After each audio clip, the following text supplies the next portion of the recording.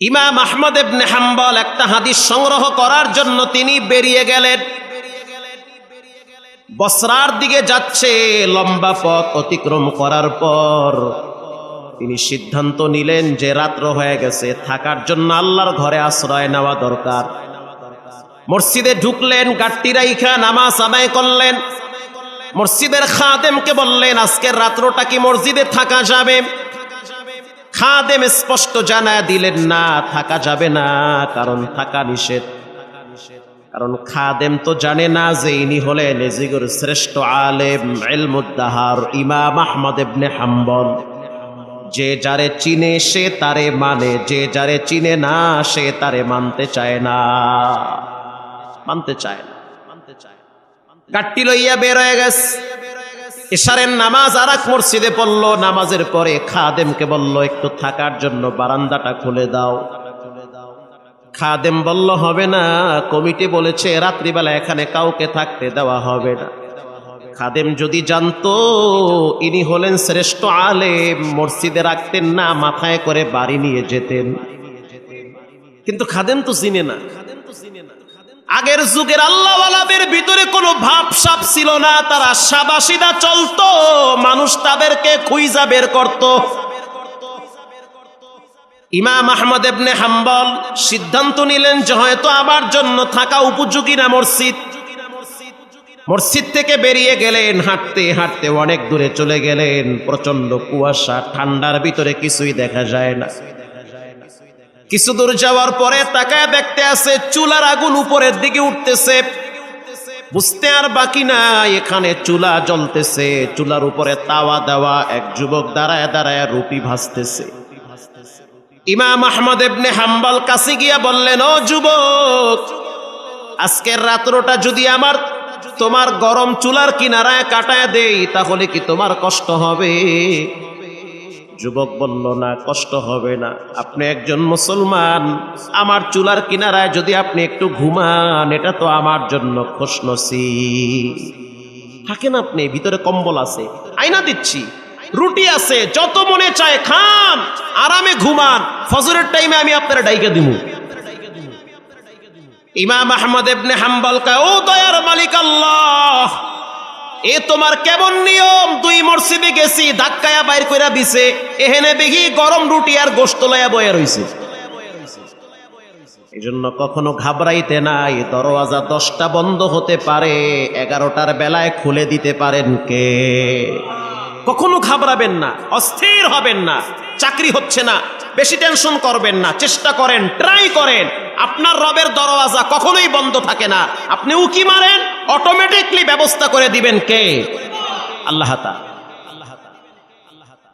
ইমাম আহমদ ইবনে হাম্বল গাট্টি পাশে রাইখা গরম চুলার কিনারায় পিঠটা লাগাইয়া ঠেকনা দিয়া শুয়ে আছে। আর যুবকের চেহারার দিকে তাকায়া দেখতেছে, নূর ঝলমল করতেছে, নিজের হাতে পরিশ্রম করতেছে, রুটি বেলতেছে। হাত দিয়া রুটি বেলে, জিব্বা দিয়া বাড়ি মারে, কি পরে কানটা লাগায়া শুনতেছে, জিব্বা লড়ায়া লড়ায়া পড়তেছে আস্তাগফিরুল্লাহ। এটা পড়তেছে। এটা কি মনে করছেন আপনি? 20 কোটি টাকা দিলে যে উপকার না হবে, এর চেয়ে বেশি উপকার হবে একবার যদি কেউ ইস্তেগফার করে। এটা আপনাকে তো হেলায় খেলায় আপনি এটা নষ্ট করতে আছে। আবার শুনতে আছে, জিব্বা লড়াইয়া পরে আস্তাগফিরুল্লাহ। রুটি বেলতে আছে আর পরে আস্তাগফিরুল্লাহ। রুটি তাওয়ায় দেয়, পরে আস্তাগফিরুল্লাহ। যে যারে চিনে সে তারে মানে, যে যার পরিচয় পায় সে তার জন্য পাগল হয়ে যায়। যে তার রবকে চিনছে, জীবন চলে গেল, ফজরের টাইমে ঘুমায়া থাকতে পারে না।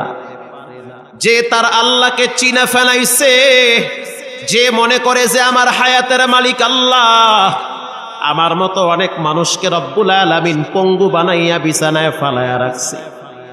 অনেক যুবককে গাড়ি অ্যাক্সিডেন্টের মাধ্যমে কবরের বাসিন্দা বানায়া দিছি। হঠাৎ হঠাৎ মানুষদেরকে আল্লাহ তাআলা দুনিয়ার থেকে বিদায় করতেছে। কত যুবককে রব্বুল আলামিন ঘুমের ভিতরে জায়গায় প্যারালাইজ বানায়া দিছে।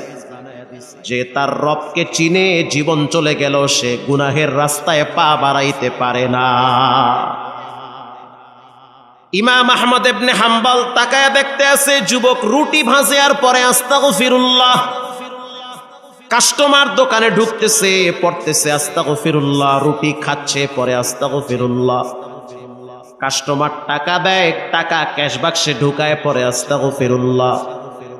ইমাম আহমদ ইবনে হাম্বল আশ্চর্য হয়ে গেলেন, কৌতূহল বশত প্রশ্ন করলেন, এটা কোন তসবিহ খালি আস্তাগফিরুল্লাহই পড়ে? এই যুবক কি পড়ো রে ভাই? ভাই পড়ি আস্তাগফিরুল্লাহ, রব তুমি আমারে ক্ষমা কইরা দাও। এটা পয়রা তুমি কতটুকু লাভবান হয়েছো? যুবক বলতে আছে, মুরব্বি শুনে নেন, আল্লাহ রাব্বুল আলামিন এই ইস্তিগফারের বরকতে আমার প্রত্যেকটা দোয়া কবুল করে নিয়েছে। আরো আস্তে বাইতে গিয়ে কল সুবহানাল্লাহ। আপনি কি মনে করছেন সব দোয়া কবুল? আল্লাহ আমাকে মুস্তাজাবুদ দাওয়া বানায়া দিছে। মুস্তাজাবুদ দাওয়া তাকে বলা হয় যার প্রতিটা দোয়া কবুল করেন কে? সব দোয়া কবুল। ইমাম আহমদ ইবনে হাম্বল গরমের শীতের দিন অস্থির হয়ে গেছে, বলে কি সব দোয়া কবুল? কিন্তু আফসোস একটা দোয়া এখনো কবুল হয় নাই। কি সেই দোয়া? বলে আমার আব্বার মুখে শুনছি, যুগের শ্রেষ্ঠ আলেম ইমাম আহমদ ইবনে হাম্বল। আমার মনটা চায় যদি একবার তার সাথে সাক্ষাৎ করতে পারতাম, আমার দিলটা ঠান্ডা হয়ে যেত।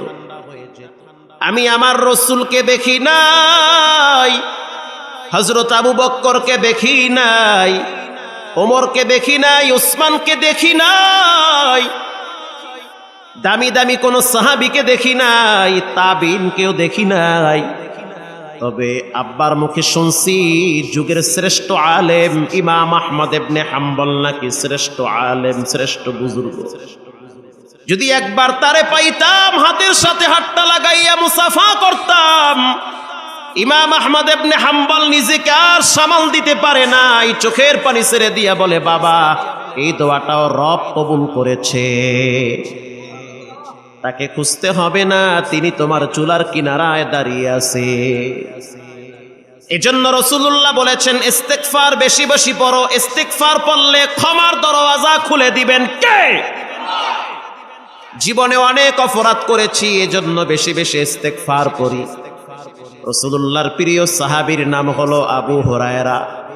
প্রিয় সাহাবী আবু হুরায়রা মাগরিবের নামাজের পরে মসজিদ থেকে বেরিয়ে গেলেন, তানবীহুল গাফিলিন আসছে, মসজিদ থেকে বাইরে গেছে। কিছু দূর যাওয়ার পর একজন মহিলা ডাক দিছে, ও আবু হুরায়রা একটু দাঁড়াও, তোমার সাথে একটু কথা আছে, কথা বলতে চাই। আবু হুরায়রা বলল, তুমি মহিলা মানুষ, আমার কাছে আসবা না, কারণ তোমার আমার মাঝখানে তৃতীয় আরেক ব্যক্তি থাকবে, ইবলিস শয়তান। একটু ফাঁকে থাইকে বলো কি সমস্যা? খেজুর গাছের আড়ালে মহিলা দাঁড়ায় বলতে আছে, আবু হুরায়রা জীবনে এমন একটা অপরাধ করছি, কেউ দেখে নাই, কেউ জানেও না, ছেলে মেয়েরাও দেখে নাই, ঘরের মা বাবারাও বুঝতে পারে নাই যে আমি এমন একটা পাপ করছি। ঘরে গেলে সবাই মনে করে আমার চেয়ে ভালো মহিলা দুনিয়াতে নাই। বাসায় যাওয়ার পর আমার আপনজনরা মনে করে আমার চেয়ে সুন্দর মানুষ দুনিয়াতে নাই, কারণ আমার চরিত্র অনেক সুন্দর ছিল। কিন্তু গোপনে শয়তানের ধোকায় একটা পাপ কইরা ফেলাইছি, যেই পাপের কারণে রাত্রিবেলা আমি ঘুমাইতে পারি না। বাতি নিভায়া দিলে মনে হয় কবরে শুয়ে আছি, না জানি কি হয়ে যায়। পানি পান করতে গেলে মনে হয় পানি আমারে কয় তুই পাপী, পানি পান করিস না। খাবার খাইতে গেলে মনে হয় খাবার আমারে ধিক্কার দেয়, তুই পাপী, খাবার খাইস না। লোকমা মুখে দিতে লজ্জা হয়, পানি পান করতেও লজ্জা হয়। আমি এখন কোথায় যাব, কার কাছে যাব, কষ্টের কথা আমি কার কাছে বলি, পাপ তো কইরা ফেলাইছি। আবু হুরায়রা বলতে আছে, কি এমন পাপ করলা? মহিলা বলতে আছে, জঘন্যতম অপরাধ করছি, কারো কাছে বলতেও পারি না, সহ্য করতে পারি না, নীরবে একা একা জ্বলে পুড়ে শেষ হয়ে যায়। আবু হুরায়রা রাদিয়াল্লাহু তাআলা আনহু বলতে আছে, ও নারী, সেই পাপের কথা বলো, কি পাপ করলা? তখন ওই মহিলা বলতে আছে, আমি এক রাখালের সাথে গোপনে জেনা করছি। জেনা করার পর আমার পেটে একটা বাচ্চা আসছে। এই বাচ্চাটা